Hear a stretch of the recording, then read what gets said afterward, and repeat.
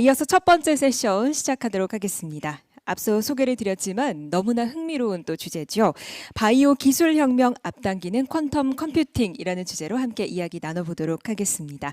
자, 이번 세션 좌장 소개를 드려야겠죠. 김재환 고등과학원 계산과학부 교수님께서 함께해 주실 예정이십니다. 아마 강연이 진행되는 동안에 궁금한 점들 참 많으실 것 같은데요. 지금 채팅창으로 많은 의견 나누고 계시죠. 채팅창에 질문을 올려주시면 저희 담당자가 진행 관계사항 질문을 선정해서 답변을 전달 드리도록 하겠습니다. 답변 전달받을 수 있는 좋은 기회이니까요. 많은 참여 부탁을 드리겠습니다. 자, 그럼 교수님께 진행 부탁드려 보도록 하겠습니다. 부탁드리겠습니다. 네, 감사합니다. 저는 고등과학원에서 양자 컴퓨터, 양자 정보를 연구하고 있는 김재환 교수입니다. 그리고 저하고 같이 이번 세션을 담당해 주실 분들을 소개해 드리겠습니다. 서울대학교 컴퓨터공학부의 김태현 교수님 나와 계십니다. 그리고 성균관대학교 성균 나노과학기술센터의 정연옥 교수님 나와 계십니다.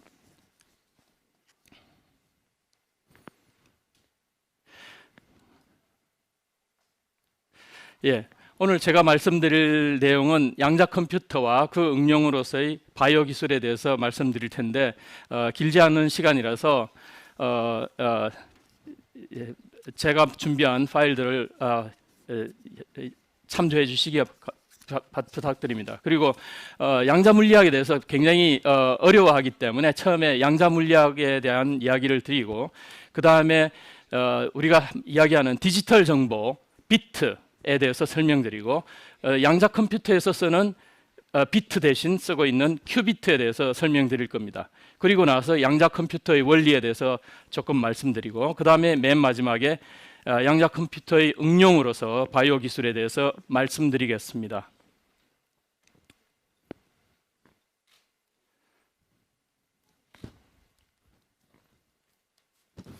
예, 우선 양자 물리학은 1900년에 막스 플랑크에 의해서 발명되었다고 할 수 있습니다. 사실 막스 플랑크는 대학생일 때 1874년이었는데요. 이때 플랑크의 지도 교수가 플랑크한테 이런 이야기를 했다고 합니다. 이제 물리학 분야에서는 거의 다 끝났기 때문에 별로 할 일이 없다네. 굉장히 이 학생으로서는 실망이 컸겠죠. 그렇지만 나중에 플랑크는 양자 물리학을 발견하게 됩니다. 그 다음에 이 당시 이 양자 물리학 바로 직전의 전 세계 과학계를 보면은 이런 기운이 팽배했습니다. 미국의 특허청장이었던 찰스 두웰은 1899년에 이런 말을 한 것으로 알려져 있습니다. 세상에서 발명될 만한 것은 다 발명되었다. 굉장한 이야기죠. 왜냐하면 그때 산업혁명이 한창 고조되어 있었고 그 다음에 에디슨이 백열등을 발명하고 또 마르코니가 무선전신을 발명해서 유럽과 미국 사이에 무선통신을 할 수 있었습니다. 무선전신을 할 수 있었습니다. 그리고 영화가 발명됐습니다. 물론 찰스 두웰이 정확하게 이렇게 말했던 것은 아닌 걸로 알려져 있었지만 이미 사람들은 야, 세상이 굉장하게 변했다. 발명될 만한 것은 다 발명되었다. 이 정도로 생각을 하고 있었던 겁니다. 당시 물리학계는 뉴턴의 고전 물리학 그리고 라플라스의 결정론적인 세계관이 지배적이었습니다. 그리고 맥스웰이 전자기 이론을 통합하여 빛은 전자기파라는 것을 알게 되었습니다. 그런데 막스 플랑크가 양자 물리학을 발견하게 된 계기는 흑체 복사를 연구하면서였습니다. 그림에서 보듯이 어떤 금속 같은 물체를 뜨겁게 달구면 처음에는 그냥 까만색이었다가 점점 붉게 빛나다가 노랗게 되다가 나중에는 하얗게 빛나게 됩니다. 이걸 갖다가 백열 현상이라고 하는데 이렇게 긴 파장 또는 낮은 진동수에서부터 짧은 파장, 높은 진동수로 이렇게 현상이 옮겨가는 걸 실험적으로 관찰을 했지만 이걸 설명할 수가 없었습니다. 그래서 막스 플랑크는 여러 가지로 시도해 봤습니다. 플랑크 말고도 수많은 물리학자들이 시도를 해 봤습니다. 고전 물리학에서는 에너지의 분포가 연속 함수라고 생각했는데 이렇게 해서 계산을 해보면 에너지 밀도 대 진동수 그래프가 이렇게 오른쪽으로 가면서 발산하는 것을 볼 수 있습니다. 이거는 실험적인 사실이 아니거든요. 여러 가지를 시도해 보다가 플랑크는 양자 가설을 만들게 됩니다. 에너지가 연속적이지 않고 E는 N, H, nu 이렇게 해서 어떤 단위의 정수배라고 생각했을 때 바로 실험적으로 관찰된 그런 사실을 확인할 수 있었습니다. 그래서 에너지 밀도 대 진동수가 이렇게 올라가다가 내려가는 그래프를 만들 수 있었습니다. 자, 이렇게 해서 에너지뿐만이 아니라 우리가 관측하는 물리량이 연속적이지 않고 덩어리져 있다는 것을 갖다가 양자, 퀀텀 이렇게 이야기합니다. 우리말에는 양자 그러면 뭐 한자 말에 여러 가지가 있습니다. 남의 집 아이를 데려다 키우는 양자도 있고, 그 다음에 두 정상이 만나서 하는 양자회담도 있고 있는데, 여기서 양자는 헤아릴 양자에 아들 자자, 아들 자자는 어떤 단위를 이야기합니다. 그래서 양자라는 말을 쓰고 있습니다. 자, 이 양자 물리학은 이제는 자연의 궁극적 원리로 자리 잡았습니다. 그래서 우리가 어떤 기술을 만든다면 그 궁극적 기술은 양자 물리학에 기초할 수밖에 없을 겁니다. 실제로 20세기 동안 양자 물리학은 과학 기술에 어마어마한 변화를 일으켰는데, 그 중에 원래 연금술 알케미라고 했는데, 알케미가 사실은 원소 주기율표를 우리가 과학적으로 양자 물리학적으로 이해하게 됨에 따라서 정확하게 물질의 구성을 알게 되고, 그래서 여러 가지 일을 할 수 있게 됐기 때문에 알케미가 사실은 케미스트리가 되었습니다. 그 다음에 우리가 많이 알고 있는 생명 현상, DNA의 여러 가지 결합, 이런 것도 양자 물리학으로 이해를 할 수가 있고, 그 다음에 우리가 뭔가를 본다고 할 때 눈으로 들어오는 포톤을 분자가 이렇게 반응을 해서 보게 되기 때문에 그것도 양자 물리학적인 현상입니다.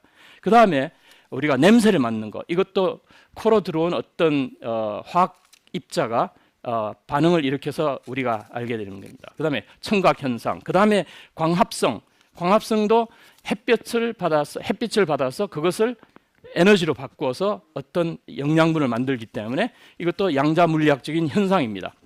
특히 20세기 정보통신혁명을 일으킨 반도체 또 레이저 이런 것들은 양자 물리학이 아니었더라면 불가능할 뻔했습니다.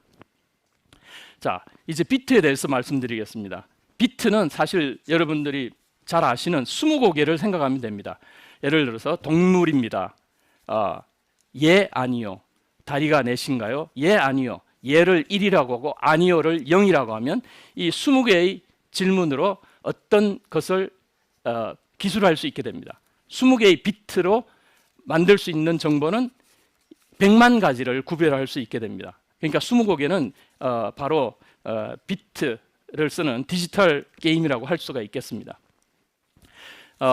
서양에서는 휠러라는 물리학자가 it from bit 이래가지고 이 비트로 모든 것을 만들 수 있다, 나타낼 수 있다, 이런 이야기를 했습니다. 그런데 우리 동양에서는 역경 또는 주역에 나오는 양 이론, 이것이 바로 사실은 비트하고 똑같은 것이라고 할 수 있습니다. 옛날 사람들은 양으로 또는 비트로 모든 것을 나타냈던 것이죠. 그 다음에 우리나라 사람들이 디지털 테크놀로지에 굉장히 뛰어난데, 사실은 왜 그런가, 몇천 년 동안 윷을 갖고 놀았습니다. 바로 윷놀이 하는 걸 보면 이것들이 0, 1, 0, 1, 1 이렇게 비트를 나타내는 비트 4개를 가지고 노는 거라고 할 수 있겠죠. 그 다음에 우리 태극기를 보면 여기에 주변에 4개가 바로 비트라고 할 수 있습니다. 여기 1, 양효, 그 다음에 음효는 0, 이렇게 1, 0 이렇게 나타낼 수 있습니다. 근데 제가 보기에 사실은 여기 가운데 있는 태극, 이게 무슨 글자하고 닮았습니까? 제가 보기에는 퀀텀의 Q하고 닮아 있는 것 같습니다. 그래서 오늘 말씀드릴 것은 큐비트입니다. 큐비트는 단지 1 또는 0이 아니라 0과 1이 중첩된 이런 것들을 이야기합니다. 그래서 오늘 주제는 바로 큐비트 또는 양자 비트가 되겠습니다. 21세기가 시작되기 직전 1999년 8월 30일에 유명한 신문 비즈니스 위크에서 21세기를 위한 21가지 중요한 아이디어를 소개했습니다. 그 중에서 여러 가지가 있지만 그 맨 마지막이 양자 컴퓨터입니다. 여기서 말하고 있는 것은 뭐냐면 양자 컴퓨터는 주사위 노름으로 가장 어려운 문제들을 풀게 될 것이다. 여기 주사위 노름은 사실은 아인슈타인 박사가 양자 물리학에 대해서 여러 가지 의문을 제기했는데 그것을 주사위 노름 같다라고 했기 때문에 여기 주사위 노름으로 가장 어려운 문제들을 풀게 될 것이다라는 것이 양자 컴퓨터를 표현하는 말이 되겠습니다. 20세기에 사실은 우리가 양자 물리학을 써서 여러 가지를 했습니다. 근데 새삼스럽게 양자 정보과학, 양자 컴퓨터를 한다는 말은 이런 의미에서 보시면 되겠습니다. 20세기에 우리가 양자 물리학은 하드웨어를 만드는 데만 쓰였습니다. 그래서 반도체 소자라든가 레이저 이런 것들이 양자 물리학으로 만들어졌고, 그렇지만 그 당시에 쓰던, 지금 현재도 아직까지 우리 스마트폰이라든가 여러 가지 컴퓨터에 쓰고 있는 하드웨어는 양자 물리학으로 만들어졌지만 거기에 쓰이는 디지털 정보 원리는 양자 물리학하고는 전혀 관계가 없는 정보 과학 또는 수학이라고 합니다. 그래서 소프트웨어나 운영 체제는 양자 물리학과 관련이 없었습니다. 그렇지만 이제 21세기에 우리가 만들어 나가려는 양자 정보과학, 양자 컴퓨터는 하드웨어나 소프트웨어나 운영 체제 모두에 양자 물리학이 쓰이게 된다는 것을 의미합니다. 양자 정보과학에서 중요한 포인트 세 가지는 양자 병렬성, 양자 정보의 복사 불가능성, 양자 측정의 비가역성 이런 것들입니다.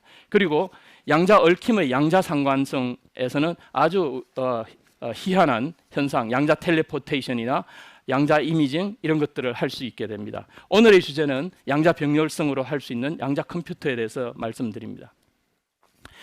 앞서 말씀드린 것 같이 20세기 정보통신 기술은 하드웨어는 양자 물리학으로 만들어졌습니다. 반도체, 레이저. 그렇지만 소프트웨어와 운영 체제는 수학, 정보과학 이런 것들은 폰 노이만, 튜링, 셰넌 이런 분들이 만들었습니다. 그래서 소프트웨어나 운영 체제는 양자 물리학하고는 전혀 관계가 없었습니다. 이 정보 기술, 하드웨어 기술이 점점 발전하면서 우리가 이걸 나노 기술이라고 하는데, 나노는 1나노미터는 10의 마이너스 9승 미터에 해당하고 탄소와 탄소의 결합 길이가 0.1 나노미터 정도 되니까 굉장히 작은 거리가 되겠습니다. 인텔 창업자였던 무어는 이 반도체 집적도가 4년에 3배가 된다니까. 그래서 처음에 트랜지스터가 만들어졌을 때는 센티미터 크기였는데 나노미터 사이즈로 지금 작아지고 있습니다. 그래서 집적도는 킬로바이트에서 메가바이트, 기가바이트, 테라바이트 넘어서 페타, 엑사, 제타, 요타 이렇게 엄청나게 커지고 있습니다. 자, 그러면 이 나노 기술이 한없이 개설될 것인가? 그럼 나노미터 이하로 트랜지스터가 작아져서 한없이 작아질 수 있을 것인가? 그렇지 않습니다. 우리가 곧 나노 기술의 한계에 부닥치게 되는데, 그래서 우리가 양자 정보 과학이 필요하게 됩니다. 길이가 나노미터 정도로 되게 되면 이 미시 세계는 양자 물리학으로 지배됩니다. 여기서는 양자 불확정성 원리가 들어오게 되고, 불확정성 원리에서는 0과 1 비트를 구분하기 어려워집니다. 구분하기 어려워지면 이것은 디지털 정보에 치명적이 되고 무어 법칙의 끝이고 나노 기술의 한계가 됩니다. 그래서 양자 불확정성을 피하려는 소극적인 대응보다 양자 현상을 적극적으로 활용하려는 대응이 바로 양자 정보과학이고 양자 컴퓨터입니다. 자, 여기서 우리가 디지털 정보에서 쓰는 비트 대신에 양자 비트를 쓴다 하고 말씀드렸는데, 이 양자 비트에서 중요한 점을 몇 가지 소개해 드리겠습니다. 여기 오른쪽에 보이는 그림이 바로 큐비트 또는 양자 비트를 표현하는 그림인데, 큐비트는 이 3차원 구의 표면에 있습니다. 그래서 변수가 몇 개가 필요한데 이걸 좀 더 쉽게 설명하기 위해서 왼쪽에 있는 그림으로 설명을 드리겠습니다. 여기에 보시면 비트는 0, 1인데 여기에 가로축이 비트 0이고 세로축은 1이라고 할 수 있습니다. 그래서 이걸 0, 이걸 1이라고 할 수 있는데 0, 1뿐만 아니라 큐비트는 0과 1이 중첩됐다고 하는데, 그게 바로 여기 있는 45도 방향의 화살표입니다. 자, 아까 말씀드린 대로 이게 0이고 1이 다르다고 했는데 이걸 겹쳐보면 서로 빛이 통과하지 못하게 됩니다. 그래서 0하고 1은 완전히 다릅니다. 이렇게 다른데 만약에 45도로 된 0과 1이 중첩된 걸 만들면 0을 갖다 대도 빛이 통과하게 됩니다. 그 다음에 여기 1을 갖다 대더라도 빛이 통과하게 됩니다. 그 말은 이렇게 45도로 표현된 0과 1의 중첩은 0과 1이 동시에 될 수 있다는 이야기가 되겠습니다. 자, 이런 성질을 이용해서 이런 걸 만들어내는 게 양자 게이트에서는 하다마드 게이트라고 하는데, 큐비트가 한 개일 경우는 0과 1을 중첩하게 되는데 이것은 0과 1을 한꺼번에 나타내는 게 됩니다. 이걸 좀 확장해서 큐비트가 n개가 된다면 어떻게 되느냐, 여기 보이는 식이 좀 복잡해 보이지만 사실은 0, 0, 0 이 모든 것에 H 하다마드 게이트를 작용하면은 000000부터 111111까지 2의 n승계가 한꺼번에 모두가 한꺼번에 나타나게 돼서 여기에서 바로 양자 컴퓨터의 능력이 나타나게 됩니다. 자, 그럼 좀 더 디지털 정보와 양자 정보를 비교해 보면, 디지털 정보는 비트인데 양자 정보에서는 양자 비트 또는 큐비트라고 하고, 디지털 정보는 0 또는 1이지만 둘 중에 하나만 나타낼 수 있습니다. 그렇지만 양자 정보는 큐비트는 0과 1을 동시에 중첩해서 나타내는데, 이건 한 20년 전에 많이 이야기되던 퍼지 논리, 퍼지 러직하고는 전혀 다른 것입니다. 디지털 정보 비트 4개는 0000부터 1111까지 16가지를 한 번에 하나씩 나타낼 수 있지만, 양자 정보는 0000부터 1111까지를 모두를 이 16가지 모두를 한꺼번에 나타낼 수 있습니다. 그래서 디지털 컴퓨터는 n 비트로 계산을 시작하면 중간 계산 과정에서도 n 비트이고 마칠 때도 n 비트입니다.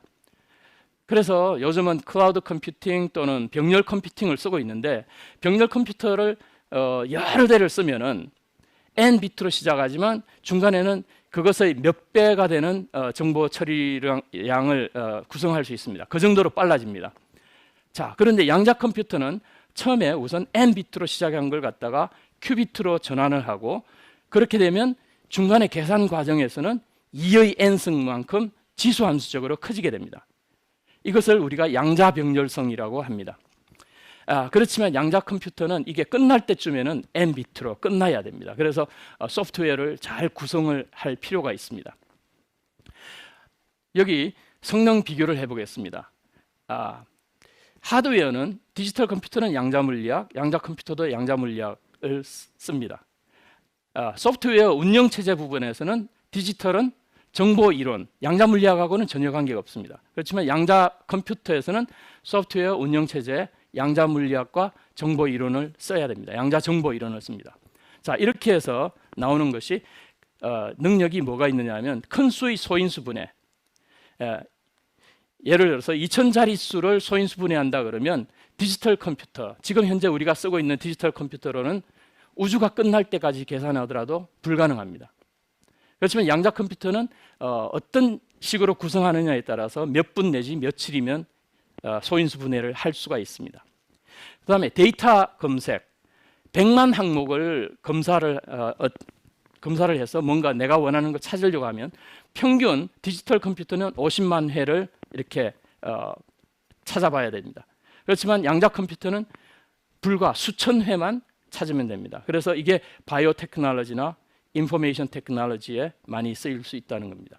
그 다음에 나노 테크놀로지나 또는 화학 또는 생물 분자 이런 연구에 쓰일 수 있는 양자 다체 문제에 관련한 겁니다.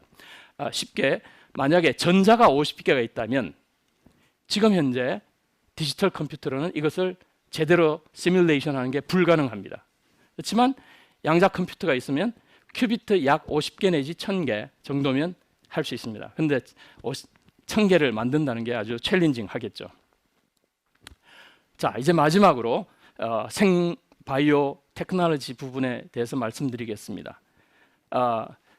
생명공학 또는 바이오 테크놀로지 쪽에서 제일 중요한 주제가 있습니다.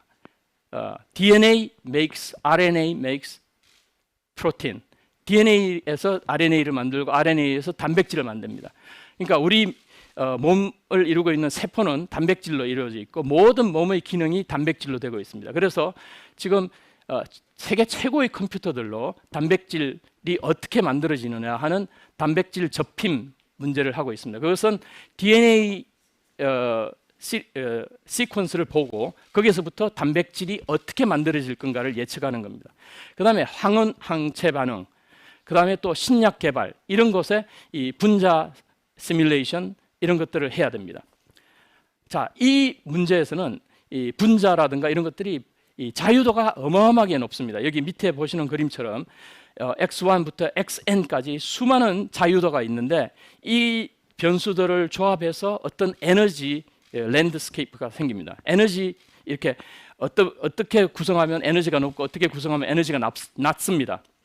자, 그래서 디지털 컴퓨터에서는 이걸 갖다가 다 제대로 계산하기 어려워서 풀림이라는 어떤 알고리즘을 쓰는데 예를 들어서 이렇게 되면은 이 최적화가 간단히 이루어지지만 우리가 처음에 잘못 시작을 하면은 이렇게 되면 어떤 저 중간에 극값에 걸리게 됩니다. 또는 굴러 내려가다가 이렇게 중간에 걸리게 됩니다. 그래서 우리가 이 최적화 문제는 이 바이오 테크놀로지뿐만 아니라 수많은 공학, 화학 문제에 많이 쓰이게 되는데 이 최적화를 하기가 어렵습니다. 수많은 변수를 다뤄야 하니까요. 그런데 양자 컴퓨터를 쓴다면 바로 이런 배리어들을 넘어서 최적화에 쉽게 이룰 수 있는 방법들이 있습니다. 그래서 양자 컴퓨터가 할 수 있는 거죠. 그래서 분자 동력학 시뮬레이션, 디지털 컴퓨터에서는 simulated annealing, 풀림 이렇게 이야기하는데 이것에 비해서 양자 어닐링 또는 coherent Ising machine 또는 단열 양자 계산 이런 것들을 써서 디지털 컴퓨터가 하기 힘든 이런 계산을 할 수 있습니다. 그 다음에 직접 이런 동력학적인 계산이 아니라 정보과학적인 방법으로 데이터 검색을 하는데 양자 컴퓨터의 양자 알고리즘, 그로버가 만든 양자 알고리즘으로 할 수 있습니다. 또는 양자 기계 합섭, 양자 AI 뭐 이런 것들로 할 수 있고요. 그 다음에 여러 다체 문제, 그러니까 자유도가 아주 높은 문제에서는 보통 디지털 컴퓨터에서는 지수함수적인 복잡도가 돼서 계산 시간이나 아니면 또는 이 계산량이 엄청나게 많은데 양자 컴퓨터에서는 이렇게 그냥 단순 선형적 복잡도 n 정도로 할 수 있는 여지가 생깁니다. 자, 여기까지 말씀드린 것은 모든 것이 다 스무드하게 될 때인데 도전은 이제부터입니다. 작년에 구글은 53개의 초전도 큐비트를 써서 계산을 해서 양자 우위를 이뤘다고 했습니다. 그 다음에 오늘 앞 시간에 소개해드린 것 같이 IBM 또 아이온큐 이런 회사들이 굉장히 많은 회사들이 양자 컴퓨터에 도전하고 있습니다. 그렇지만 이건 쉽지 않습니다. 오류 수정 문제는 디지털 컴퓨터보다 훨씬 심각한 문제로서 지금 큐비트 하나를 논리 큐비트 하나를 하기 위해서 실제로는 큐비트 수십 개를 만들어야지 할 상황입니다. 그다음에 그래서 그런 걸 극복하기 위해서 우선 오류 수정 없이도 해볼 만한 중간 규모의 양자 기술을 사람들이 연구하고 있습니다. 이걸 갖다가 NISQ, Noisy Intermediate Scale Quantum이라고 이야기합니다. 그 외에 양자 기계학습, 양자 AI 등 이런 분야에 대해서도 연구가 되고 있습니다. 여태까지 들어주셔서 감사합니다. 그러면 이제부터 김태형 교수님하고 정연욱 교수님으로부터 여러 가지 설명을 좀 들어보겠습니다. 우선 김태형 교수님부터 시작을 해주시죠. 서울대학교 김태형 교수입니다. 제가 잠깐 그 소개를 시켜드리면 방금 전에 김재환 교수님 정리를 좀 해주신 것처럼 양자 정보 같은 경우에 몇 가지 고전적인 기술하고는 좀 차이가 나는 몇 가지 기술들이 있고요. 뭐 그 중에 많이 들으셨던 뭐 중첩이라든지 양자 얽힘 상태 그리고 측정을 했을 때 양자 상태가 보통은 하나로 여러 개가 존재했지만 막상 측정했을 때 하나로 된다든지 아니면 양자 정보를 복사하는 것들이 불가능하다. 이런 여러 가지 기존의 그 우리가 디지털로만 생각하는 것과는 많은 특성들이 존재합니다. 그래서 이로 인해서 그 이 그런 기술들을 어떻게 활용하냐에 따라서 또 양자 정보 기술 자체가 몇 가지 세부적인 분야로도 분류가 되기도 하고요.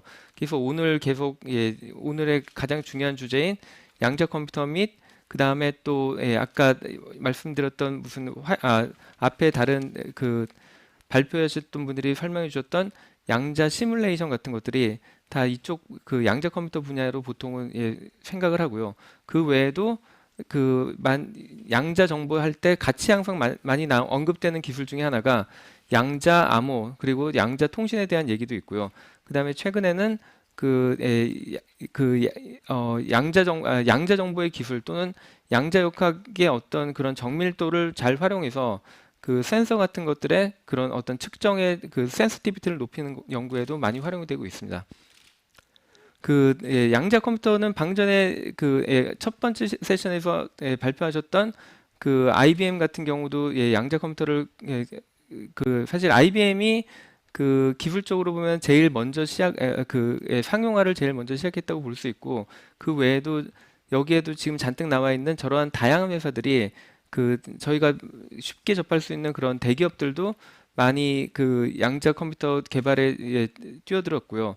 그 다음에 오른쪽에 보이시는 저런 다양한 또 소프트웨어 또는 사실은 양자 컴퓨터를 활용하기 위한 프로그래밍 자체가 사실은 기존의 컴퓨터랑은 완전히 다른 개념이기 때문에 직관적이지 않아서 사실은 그거를 일반적인 그 IT 업체에서 활용하기는 쉽지 않습니다. 그래서 그런 것들을 사실 중간에 그 해석을 해주고 의미를 해줄 수 있는 어떤 또 사람들이 필요하기 때문에 사실은 소프트웨어 업체랑 그다음에 컨설팅 업체가 많이 같이 결합되어 있는 형태로 요즘에 많이 진행되고 있습니다. 그리고 방금 전에 그 IBM 같은 경우에도 그 클라우드 서비스를 사실 한 4년 전부터 이미 시작을 했었고 그래서 클라우드 서비스 자체에서는 꽤 선두적인 위치를 차지하고 있고요. 그 외에도 방금 전에 그 표에서도 보여드렸듯이 저희가 많이 알고 있는 그 글로벌 IT 기업들이 뭐 마이크로소프트라든지 그다음에 아마존 그리고 구글 역시 이런 서비스들을 이미 제공하고 있거나 아직까지는 IBM 같은 경우에는 그 일반인들한테도 쉽게 접속할 수 있긴 하는데 다른 업체들까지는 아직 완전히 그 개방은 돼 있지 않고 그 선택적으로만 지금 개발을 하고 있는 상황입니다. 근데 이런 것들이 그러니까 어떻게 보면 그러니까 IBM이 일단 선두를 했기 때문에 그 비슷한 모델들을 많이 따라서 그래서 많이 경쟁을 하고 있는 상태라서 꽤 앞으로는 재밌는 상황들이 벌어질 것으로 기대되고 있습니다. 그리고 마지막으로 이런 실제 하드웨어를 구현하는 방식이 아까 첫 번째 그 기조연설해 주신 분 같은 경우도 설명을 하셨지만 현재는 다양한 기술들이 아직까지 경쟁을 하고 있습니다. 물론 그 IBM 같은 경우에는 초전도체를 쓰기 때문에 초전도 쪽 얘기를 되게 강조하셨던 것 같고 그 외에도 사실 그 역사적으로는 제일 처음에 약간 광자 쪽에서 많이 시작을 했었고 그 다음에 저 위에 있는 그 원자 기반, 그러니까 실제 단일 원자 단일 원자를 이용해서 저희가 큐빗을 구현하기도 하고요. 그 다음에 저 밑에 있는 초전도 같은 경우도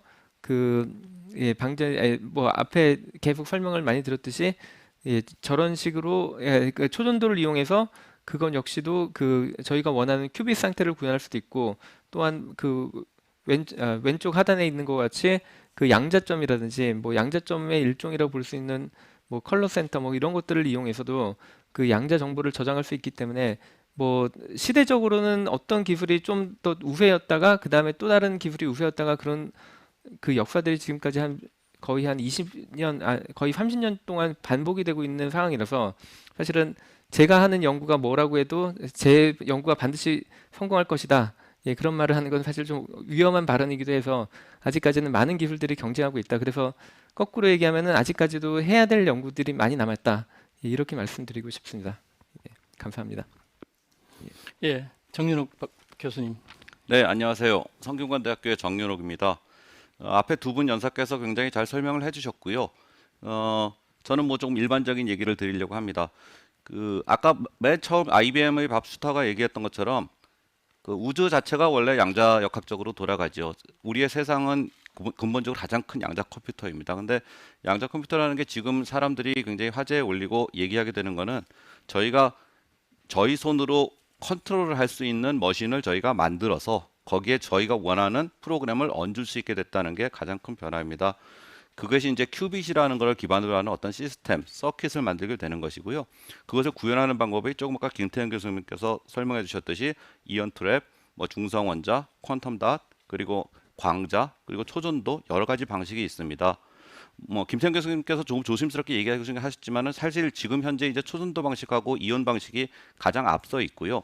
다른 방식들도 역시 같이 일을 하고 있지만 세상의 기술이라는 것은 영원한 승자도 없고 영원한 패자도 없기 때문에 말씀하신 대로 정말 5년 뒤, 10년 뒤 어떤 일이 벌어질지 모릅니다.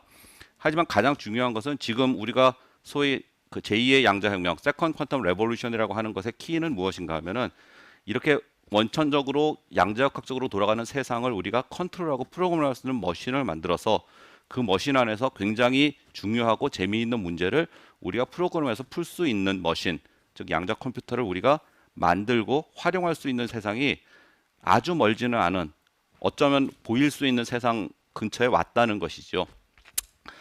이렇게 얘기해도 역시 양자 컴퓨터는 굉장히 먼 걸로 생각되실 거기 때문에 제가 연구실에 있는 걸 들고 나왔습니다. 예를 들어서 뭐 이게 보이시는지 모르겠는데 이렇게 생긴 웨이퍼에 저희 연구실을 그러니까 저희 한국표준과학연구원 코리아 리서치 인스티튜트 오브 스탠다드 앤 사이언스 하고요. 저희 성균관대 팀하고 같이 만들고 있는 8큐빗 프로세서 웨이퍼입니다. 이렇게 웨이퍼를 만들면 칩이 잔뜩 있고요. 각 칩마다 큐빗 8개가 있습니다. 그리고 이 칩을 잘라서 덩치가 큰 시스템에 얹으면은 이것이 완벽하게 양자역학적으로 작동을 합니다. 아까 말씀드린 0과 1이 중첩도 되고요. 얽힘도 되고요. 그것들이 댄싱을 하면서 춤을 추면서 문제를 풀지요. 왜 이런 실물 웨이퍼를 보여드리는가 하면은 큐빗이라는 것이 굉장히 신비롭고 멀리 있는 대상이 아니고 이렇게 실험실에서 만들 수 있는 이런 대상이라는 것이고요. 보시다시피 이런 웨이퍼를 보는 건 굉장히 친숙해요. 이미 왜냐하면 저희가 반도체 강국이지 않습니까? 저희가 이미 가지고 있는 기술의 최첨단을 가지고 양자 컴퓨터 칩을 이미 만들고 있다는 겁니다. 양자 컴퓨터는 지금의 개념을 뛰어넘는 혁신적인 기술이에요. 지금의 기술을 꾸준히 개발한다고 해서 그 연장선상에 양자 컴퓨터가 있는 것은 아닙니다. 하지만 양자 컴퓨터를 만드는 기술은 지금 저희가 갖고 있는 하드웨어 기술을 계속 이용해서 그것을 밟고 서서 큰 담장을 뛰어넘는 그런 기술이라고 볼 수 있죠. 또 하나 제가 말씀드리고 싶은 것은 제가 이런 웨이퍼를 보여드리는 이유는 이게 지금 저희 포럼이 스트롱 코리아잖아요. 사실은 우리 코리아가 양자 컴퓨터 분야에서는 후발주자하고 뒤떨어졌습니다. 뒤떨어져 있지만 너무 뒤떨어져 있진 않다는 것. 하지만 뒤떨어져 있다는 것. 가장 중요해요. 스트롱하게 되기 위해서는 우리가 얼마나 멀리 있고 얼마나 많이 가야 되는지를 알아야 되고요. 또 우리 위치를 알아야 되기 때문에 저희의 포지션은 이런 작은 칩은 만들 수 있는 수준. 하지만 역시 뒤에 떨어져 있는 We are behind지만 not too much behind라는 얘기를 해드리고 싶은 게 하나 있습니다. 마지막으로 양자 컴퓨터 시대는 올 수도 있고 안 올 수도 있어요. 저는 하드웨어 디벨로퍼입니다. 하드웨어를 빌드하는 사람인데 솔직히 말씀드려서 올 수도 있고 안 올 수도 있지만 온다면 엄청난 기술이고요. 하지만 굉장히 챌린징한 기술입니다. 그런 시절이 오기 위해서는 이렇게 칩만 만들고 시스템을 만드는 것이 다가 아니고요. 이것을 어떻게 오퍼레이션 해야 될지 근본적인 원칙을 아는 수학, 그리고 이것을 잘 활용하는 소프트웨어 엔지니어들, 그리고 전체의 생태계가 조성이 돼야 되고요. 뭐 그런 일이 일어나려면 아까 밥스터가 여러 번 얘기했는데 사람들이 양자 컴퓨터에 좀 더 친숙해져야 되고요. 예를 들어 IBM 시스템 공짜니까 들어가서 써보기도 하고 사람들이 소위 말하는 양자학적인 똑똑함, 퀀텀 스마트한 사람들이 되면 그런 사람들의 집단 지성이 결국 양자 컴퓨터를 이루어질 수 있을 거라고 생각합니다. 자세한 얘기는 질문 세션 하면서 김재현 교수님과 얘기 나누도록 하죠. 예, 감사합니다. 여기 질문이 몇 개 들어와 있는데요. 물론 반복되는 질문도 있지만 우리 청중을 위해서 좀 해주시면 감사하겠습니다. 첫 번째 질문, 양자 컴퓨터 기술이 발달하면 의료 분야의 불치병 치료제를 이전보다 빨리 개발 가능하다고 하던데 코로나19 같은 치료제도 개발 가능한 건가요? 아니면 이미 진행 중일까요? 김태형 교수님.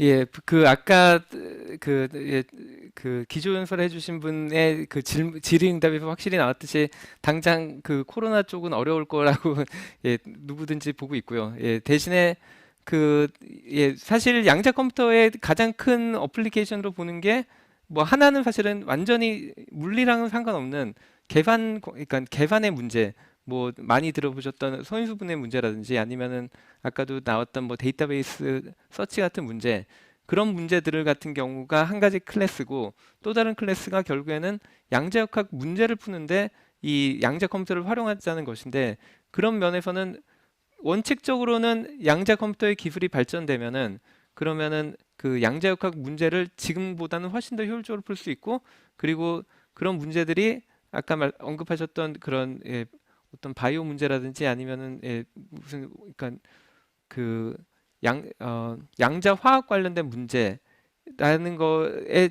측면에서 볼 때 나중에 분명히 그런 것들은 어느 정도는 도움이 될 것이다라는 거는 확실하게 얘기할 수 있을 것 같습니다. 근데 안타깝게도 현재 수준의 양자 컴퓨터는 아직은 그 저희가 고전 컴퓨터로 풀 수 있는 정도의 약간 그 경계선쯤에 있기 때문에 당장 뭐 1년 안에 갑자기 혁명이 일어나기는 쉽진 않을 것 같습니다.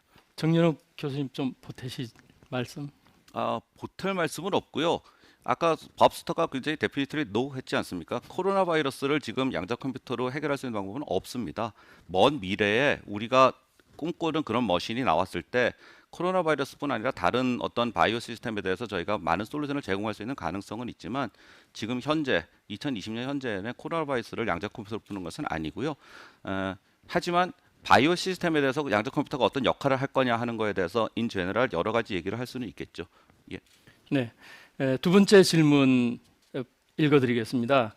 양자 컴퓨터가 상용화되면 현재의 소인수분해 문제 기반 암호 체계가 위태로워지는데 이에 대한 대비책은 무엇인가요? 우선 제가 조금 말씀드리겠습니다. 저는 양자 물리학과 통신 보안 이 둘 사이를 병주고 약주고라고 표현합니다.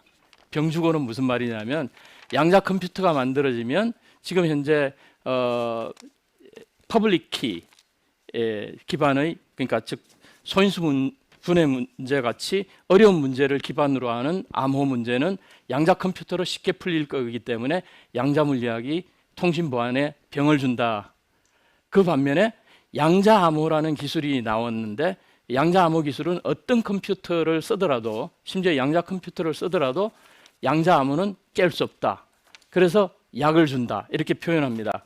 그런데 이 두 기술이 다 아직 그렇게 완벽하지가 않습니다. 그래서 현재 진행형으로 진행되고 있습니다. 여기 김태형 교수님은 SK텔레콤에서 한때 양자 암호에 필요한 양자 중계기를 개발하는 일을 하시기도 했고, 그게 또 양자 컴퓨터로 지금 아이온 트랩 양자 컴퓨터로 연결이 되고 있습니다.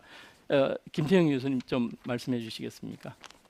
예, 뭐 방금 전에 말씀하신 것처럼 저도 김지환 교수님이 말씀하신 그 부분에 대해서 그 같이 동감을 하는데, 궁극적으로 저희가 그 양자 컴퓨터가 나왔을 때 제일 그 위협을 받게 될 분야 중에 하나가 보안이라고 생각을 했고, 그 다음에 그 부분에 대해서 해결할 수 있는 여러 가지 솔루션들이 제시가 되고 있고, 그 중에 하나로 양자 암호도 지금 제시가 되고 있습니다. 그리고 아마 말씀하시려고 하셨을 텐데 아마 잊어버리셨을 것 같은데, 그거에 대한 또 다른 대안으로 많이 나오는 얘기는 또 포스트 퀀텀 크립토그래피라고 해서, 그 양자 컴퓨터가 나왔을 때도 그거에 대해서 안전할 수 있는 그런 암호 체계를 개발하자 하는 것도 지금 그 암호 쪽 연구에 매우 중요한 그 연구 분야로 알고 있습니다.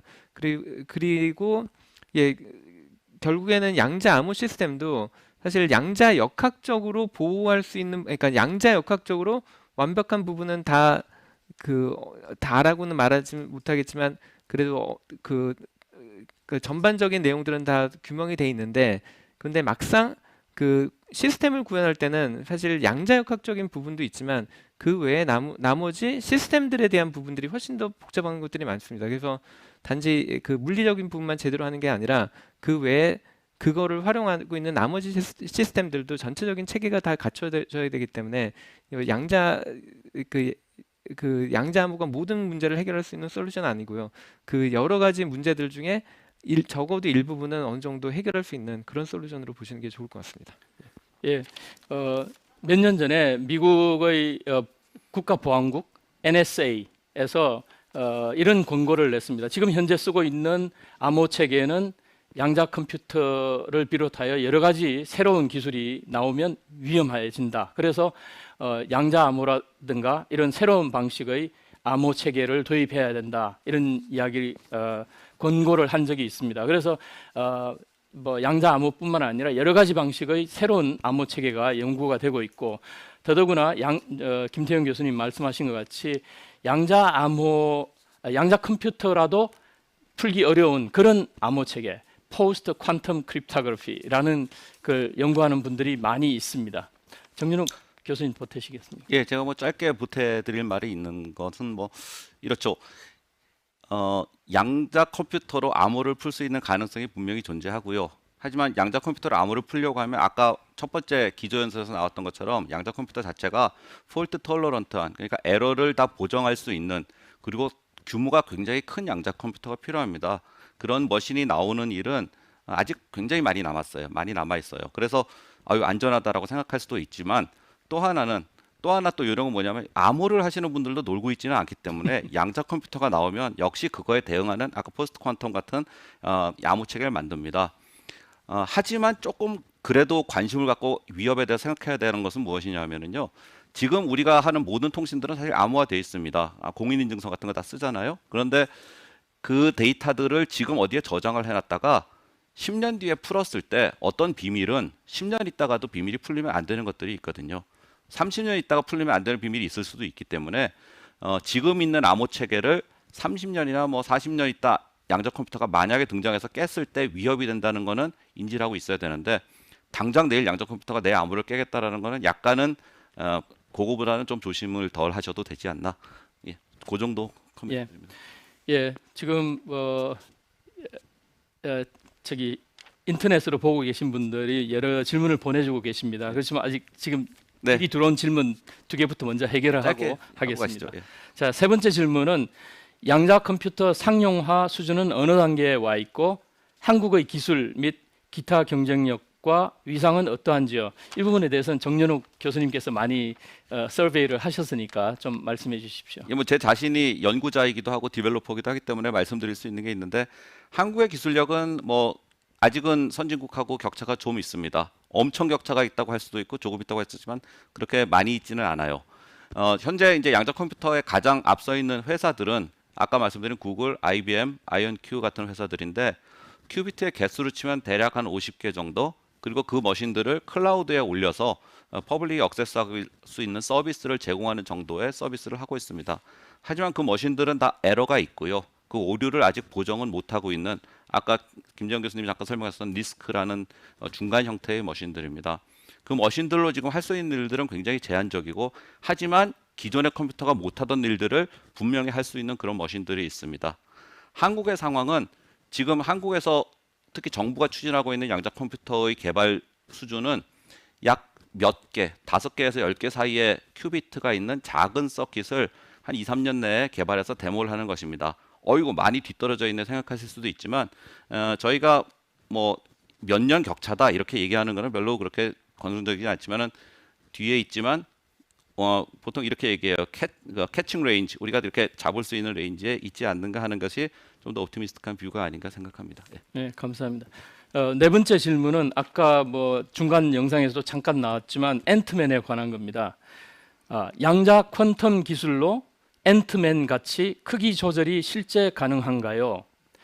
예, 이게 많은 분들이 영화로서 어떤 이렇게 새로운 것에 대한 새로운 과학 기술에 대해서 접하는 경우도 많지만 한 가지 주의해야 될 게 바로 이런 점인 것 같습니다. 우선 제가 아까 발표드리면서 나노 기술이 언제까지나 갈 것인가, 그렇지 않다고 말씀드렸습니다. 자연에는 어떤 할 수 없는 한계라는 게 딱 있습니다. 그래서 불확정성 원리 같은 식으로 플랑크 상수에 의해서 우리가 할 수 있는 한계가 있습니다. 즉 탄소 사이의 결합 길이가 0.15 나노미터 정도 되는데 그 정도 이하로 낮아지면은 우리가 생각하는 뭐 어떤 다른 분자 결합하고 전혀 다른 영역이 됩니다. 그래서 한없이 이렇게 작아졌다, 커졌다 하는 것의 문제는 자연의 상수를 건드리는 문제라서 그런 부분은 상상력으로는 굉장히 뭔가 있지만 이 크기에 있어서는 작아진다는 것이 불가능합니다. 그렇게까지 작아진다는 거. 작아져서 그런 비슷한 펑션을 그대로 유지한다는 거가 불가능하고 그다음에 또 다른 의미로는 빛보다 빨리 갈 수 있는가 그것도 역시 자연의 상수가 가로막고 있는 부분입니다. 뭐 보태실 말씀이셨어요? 없습니다. 예. 근데 이제 아까 앤트맨 이야기에서 나오는 뭐 예를 들면 원자, 핵과 전자 사이에 진짜 엄청나게 텅텅 비어 있는 공간입니다. 그건 맞지만 그 공간을 갖다 우리가 줄일 수 있는가? 그거는 전혀 다른 문제입니다. 자연의 상수가 막고 있다고 다시 말씀드리겠습니다. 그다음에 또 지금 인터넷으로 들어온 질문 말씀드리겠습니다. 양자 기술로 스마트폰 해킹을 원천 차단할 수 있다는 글을 본 적이 있는데 그 점을 이용한 디지털 범죄에 대한 보완책이 있을까요? QRND 문제니까. 예. 아마 저게 언제적 글인지 모르겠지만 아마 최근 글이었다고 하면은 어떤 기술을 언급하고 있는지는 대충은 감이 오는데 저기서 얘기하는 양자 기술은 어느 정도 그러니까 양자 정보적인 어떤 그 측면을 이용한 건 맞고 근데 그 경우가 지금 안타깝게도 모든 분들이 기대하시는 것처럼 그 완벽한 보완이 되는 그런 스마트폰까지는 어렵습니다. 그 대신에 그게 그러니까 아까도 잠깐 말씀드렸는데 보안에는 사실 여러 단계가 있고 그거를 구성하는 여러 요소가 있는데 안타깝게도 그 중에 하나만 깨져도 모든 게 다 깨지는 그런 게 그 보안의 특징 중에 하나거든요. 그런데 저기서는 여러 가지의 성분들 중에 하나의 성분에 대해서는 그래도 좀 어느 정도 안전성을 그러니까 기존에 있는 기술들보다는 그 안전성을 훨씬 더 높여줬다. 그런데 여전히 나머지 부분들은 해결을 못하기 때문에 한계는 존재한다. 그 말씀은 좀 드리고 싶습니다. 그리고 어쨌든 양자 기술을 가지고 디지털 범죄에 대한 보완책 저 부분은 그 궁극적으로는 어느 정도 보안성들을 높여주면서 기존의 어떤 한계들보다는 좀 나아질 거라고 생각했는데 아주 뭐 완벽하게 어떻게 된다 그거에 대해서는 저도 아직은 잘 모르겠습니다.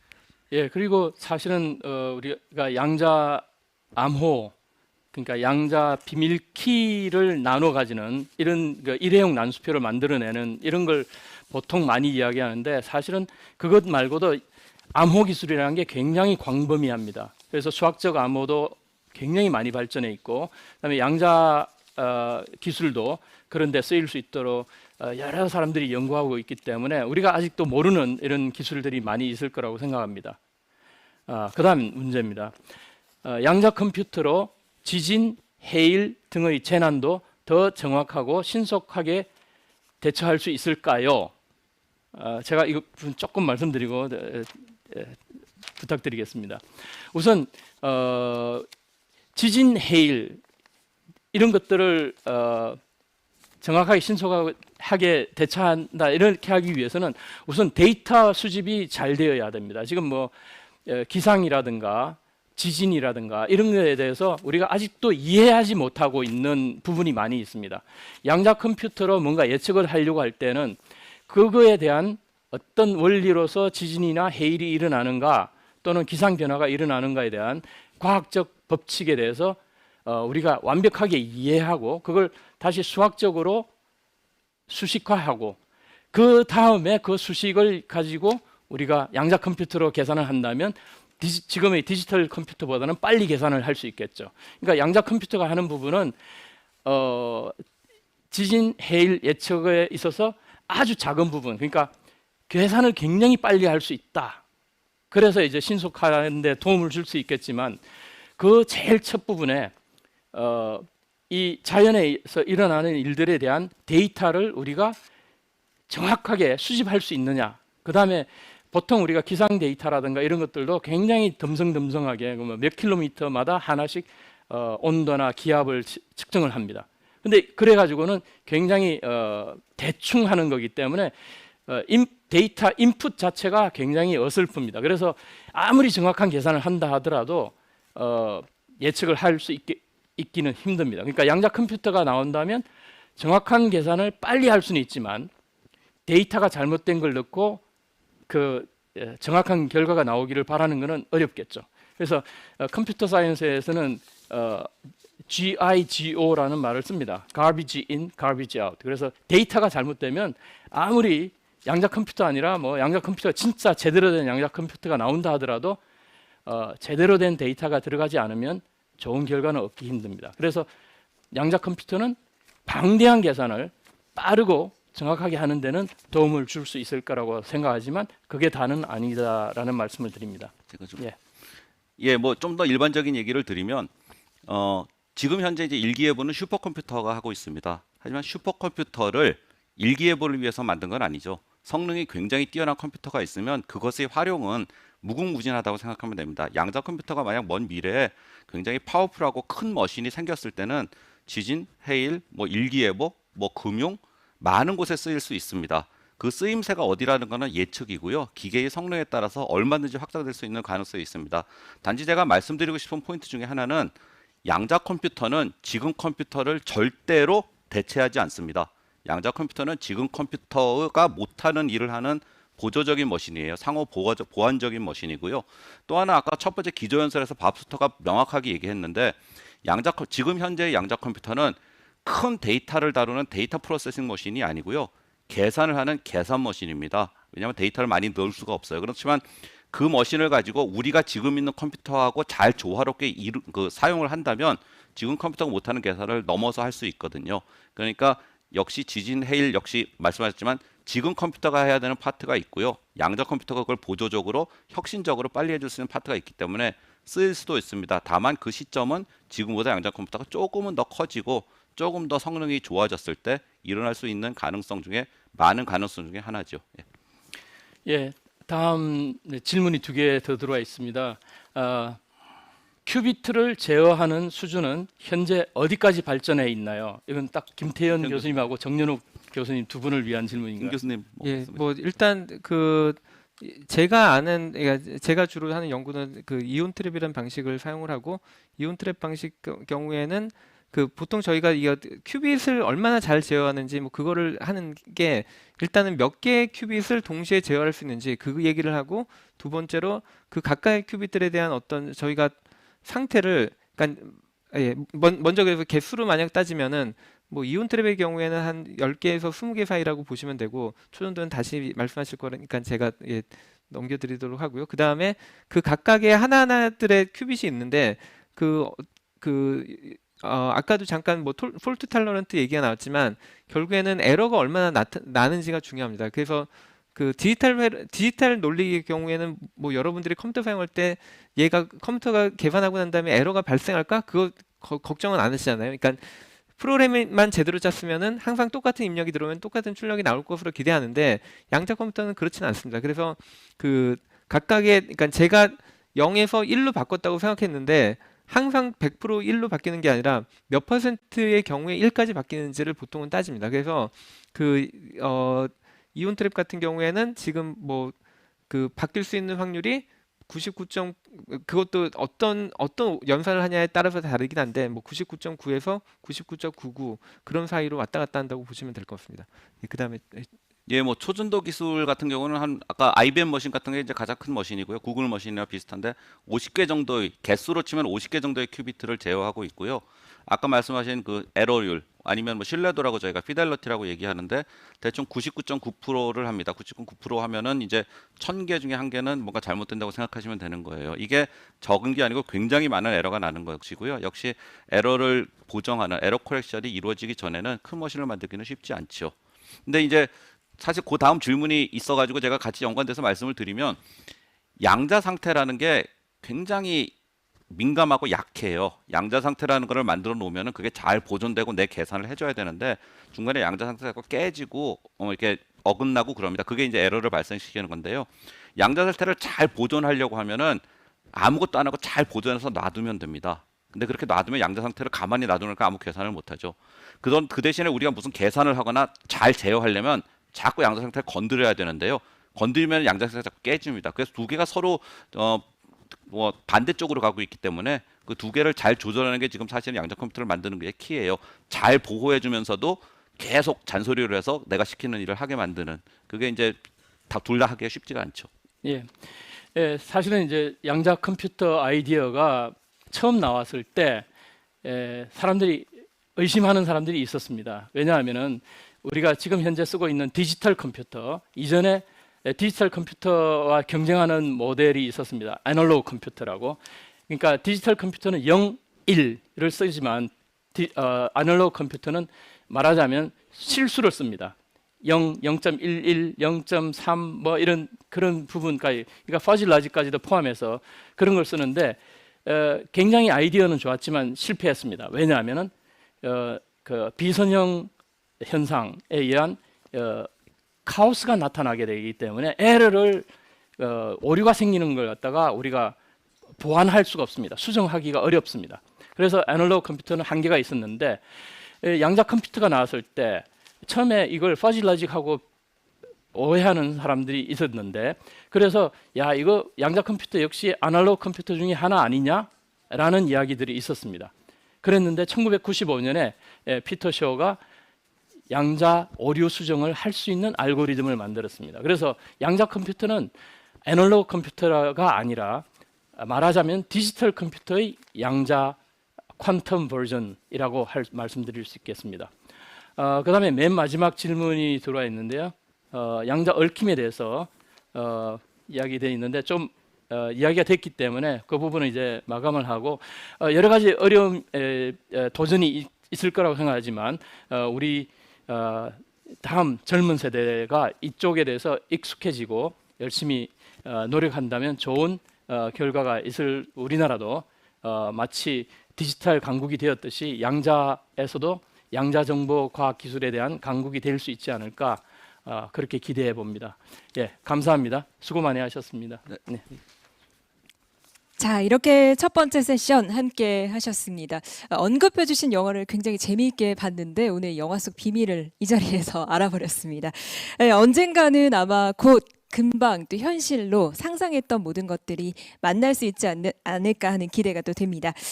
자, 앞서도 말씀을 드렸지만 지금 현재 가장 크게 또 화두가 되고 있는 분야인 만큼 어떻게 진행이 되고 있는지 혹은 새로운 정보는 어떤 것들이 있는지 궁금하셨을 텐데요.